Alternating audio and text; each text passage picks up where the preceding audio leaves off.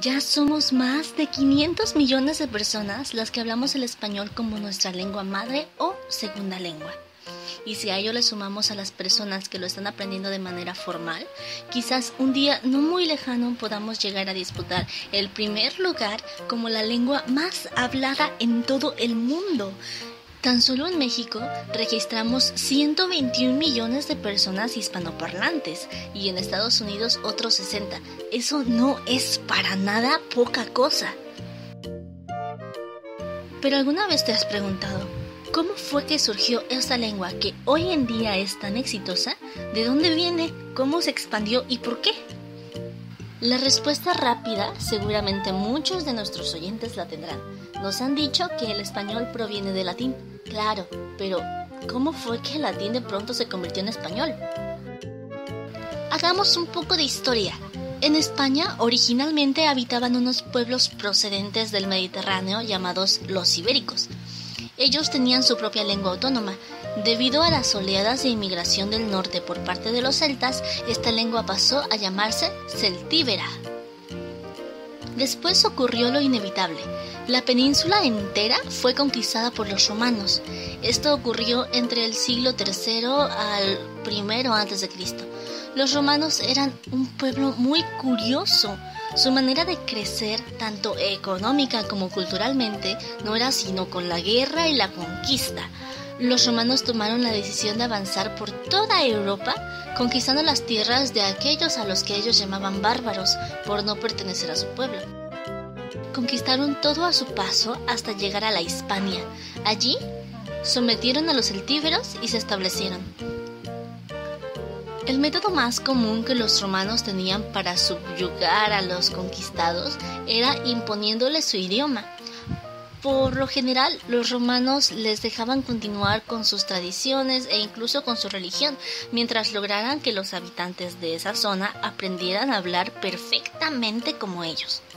Por eso, los celtíberos asimilaron el latín, porque no tenían otra opción. De pronto el latín se había convertido en la lengua oficial y todo lo que hicieran, con quien se comunicaran, necesariamente debía ser el idioma que hablaban los romanos. Debido a esto, los celtíberos poco a poco fueron perdiendo su carácter de pueblo independiente y se fusionaron mucho con la tradición romana. Entonces, ¿qué ocurrió? Bueno, los romanos poco a poco fueron perdiendo poder. Roma era un imperio tan gigante que abarcaba desde la península ibérica por un extremo hasta el Medio Oriente. Es decir, tenían bajo su poder la actual España, Francia, Suiza, los países eslavos, Turquía, Grecia, Inglaterra, hasta los países árabes. Esparcieron su idioma por todas estas áreas, pero llegó un punto en el que Roma no pudo más. Demasiados problemas internos y las incursiones bárbaras por sus fronteras, los que venían de la actual Alemania, terminaron por debilitarlo muchísimo. En el corazón del imperio, los hombres luchaban por dominar y sentarse en el trono. Pero uno tras otro, los emperadores eran depuestos o asesinados. Y si a esto le sumamos el creciente poder de la Iglesia en pleno siglo V, Roma tenía la receta para desmoronarse de golpe. Y así, el imperio más exitoso de la antigüedad se terminó desplomando. El emperador en curso vio cómo se perdían los territorios más apartados de Italia, como por ejemplo la actual Inglaterra, Francia y sí, también España. Lo que pasaría con España es que caería en manos de los visigodos, un pueblo nórdico que invadió una buena parte de las fronteras romanas y se apropió de unas tierras a las que ya nadie podía controlar. Los visigodos conformaban un pueblo curioso, tenían costumbres bárbaras, pero eran tan civilizados como los romanos. Además, ellos también eran cristianos, pero arrianos. Por lo tanto, no tuvieron mucho problema en establecer su reino en las regiones de Hispania. Eran muy poquitos, por lo que la mezcla étnica no llegó a darse de una forma importante, y los hispano-romanos continuaron siendo una inmensa mayoría ante los rubios visigodos, que poco pudieron hacer para multiplicar sus genes en esa región. La dominación pronto se vio amenazada por los árabes. Los árabes venían del sur, desde África. Se acababa de instaurar la religión musulmana y estamos hablando del siglo VII después de Cristo. Esta avanzaba a pasos en verdad agigantados. Los árabes habían llegado a los actuales países de Egipto, Túnez, Libia, Argelia y Marruecos, y habían sometido fácilmente a la población que vivía ahí, sin necesidad de guerras turbulentas y desastrosas. Los pueblos inconformes y desamparados, después de la caída de Roma, se adhirieron rápido al culto árabe, y de esta manera dominaron todo el norte de África y, no siendo suficiente, cruzaron el estrecho de Gibraltar para establecerse en España también. Ahí chocaron con los reyes visigodos, pero estos poco pudieron hacer. El poderío militar árabe era también tremendo. Avanzaron y avanzaron por las tierras hispanas hasta quedarse ahí. Los latinos no tuvieron otra alternativa más que retroceder hacia el norte de Europa y refugiarse arrinconados en los pocos reinos que quedaban ingobernados por árabes. La dominación duró 8 largos siglos, en los que España resentiría toda clase de cambios y mezclas culturales. La lengua fue una de esas mezclas importantes. Muchas de las cosas que se decían en latín, por ejemplo, eran mucho más sencillas y prácticas de decir en árabe, ya que la pronunciación no era realmente muy distinta de la latina y además era más comprensible.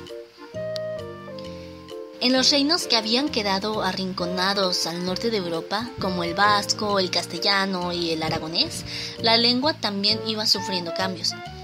El latín continuaba siendo el idioma oficial. El problema es que en aquellos tiempos la mayoría de gente no sabía leer ni escribir, por lo que el idioma era bastante oral, sin reglas y sin un diccionario oficial que conservara el latín. ¿Qué otra cosa podía pasar? El latín terminó vulgarizándose, alejándose por completo de los libros eclesiásticos y de lo que realmente se llegó a hablar en Roma. Más bien, el mismo pueblo llegó a construir su propia lengua, derivada del latín y como mejor podía hacerse entender. Y si le sumamos a esto el montón de palabras árabes que introdujeron y aceptaron, casi 5,000, nos encontraremos ante la presencia y el nacimiento de una nueva lengua, o mejor dicho, varias. Cada uno de los pequeños reinos que antes conformaban a España desarrolló su propio dialecto derivado de lo que tenían oficialmente. A cada quien le funcionaba a su modo. El rey Alfonso X, apodado el Sabio, fue uno de los más importantes promotores del idioma castellano. Él notaba cómo la mayoría de las personas de baja educación renunciaban al latín tradicional, bien porque les era poco práctico, bien porque no tenían acceso a él, pues por lo tanto comenzó a utilizar de una forma semioficial a la lengua castellana. Empezó a escribir libros bajo este sistema e incluso mandó a traducir bastantes textos jurídicos desde el latín. Esto siempre pensando en facilitar la comunicación en el reino, porque el latín definitivamente no estaba dejando de tener vigencia. Pero hubo más.